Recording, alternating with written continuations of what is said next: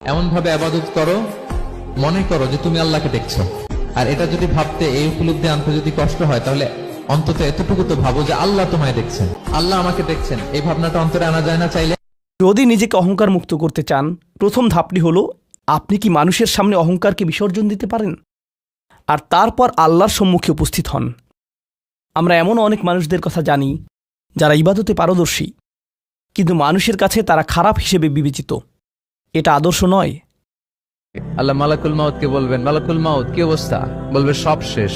মাইয়াপ্পা, কে বাকি? মালাকুল মাউত বলবে জিনেরা বাকি, যাদেরকে দেখা যায় না। আল্লাহ বলবেন জিনদেরকেও শেষ করে ফেলো, রুহু কবজ করো। মালাকুল মাউত আজরাইল জিনদের রুহু কবজ করবে। আল্লাহ এবার জিজ্ঞেস করবে, ইয়া মালাকাল মাউত আখবিরনি মাইয়াপ্পা, এবার বলো আর কে বাকি? মালাকুল মাউত বলবে, আল্লাহ মানুষগুলো সব শেষ, জিনগুলাও শেষ, এবার বাকি ইবলিস শয়তান। কে বাকি?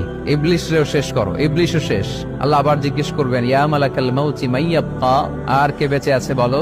মালাকুল মাউত বলবে, আল্লাহ আপনার কথা অনুযায়ী পৃথিবীর সব মানুষের রুহু কবজ করলাম, সব জিনদের রুহু কবজ করলাম, ইবলিসের রুহু কবজ করলাম, এখন আছে শুধু ফেরেশতা। আছে কারা? যাও ফেরেশতাদের রুহু কবজ করো। ফেরেশতাদের রুহু কবজ হয়ে যাবে। এবার আল্লাহ জিজ্ঞেস করবেন, ইয়া মালাকাল মাউত আখবিরনি মাইয়াপ্পা। মালাকুল মাউত বলবে, আল্লাহ আপনার কথা মতো ধরে ধরে সব শেষ, ফেরেশতাও শেষ, 4 জন ছাড়া। কয়জন ছাড়া? জোরে বলেন, কয়জন ছাড়া? ইসরাফিল, জিব্রাইল, মিকাইল।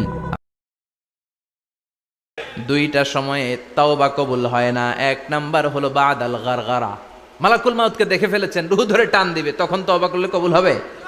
আরেকটা হচ্ছে বাদা তুলুই শামসি মিন মাগরিবিহা, কিয়ামতের আগ দিয়ে সূর্য আর পূর্ব দিক থেকে উদিত হবে না, এটা পশ্চিম দিক থেকে উদিত হবে, তখন তওবা করলে কবুল হবে। তখন তওবার দরজাকে বন্ধ করে দিয়েছে কে? এজন্য আমরা যে কোনো পাপই করি না কেন, পাপ হয়েই যেতে পারে, আশা হারানোর কারণ নাই। Never lose hope, never give up. মুমিন কখনো আশা হারায় না, মুমিন কখনো নিরাশ হয় না। মুমিনের আশা ভরসা একটা সত্তার উপরে, চিৎকার করে বলতে হবে, তিনি কে? আল্লাহ। এজন্য পাপ হওয়ার সাথে সাথে আমরা তওবা করব কার কাছে? এই ওযুর পরে কেউ যদি পড়ে আশহাদু আল্লা ইলাহা ইল্লাল্লাহ ওয়া আশহাদু আন্না মুহাম্মাদান আবদুল্লাহি ওয়া রাসূলুহু, ওযুর পরে এই দোয়াটা প্রতিদিন যে পড়বে, কিয়ামতের দিন 8টা জান্নাতের যে কোনো দরজা দিয়ে ঢোকার অনুমতি ওই বান্দাকে আল্লাহ দিয়ে দিবে। প্রতিদিন কবর তোমাকে ডেকে বলে, আমি কবর বলছি, কি ব্যাপার ভুলে গেলে নাকি? আমি সাদ বিন মুআজের মতো সাহাবীকেও ছাড় দেই নাই। আমি কবর বলছি, মরে যাওয়ার জন্য তো ভয় পাচ্ছি না, ভয় তো পাচ্ছি আল্লাহর সামনে কি নিয়ে দাঁড়াবো।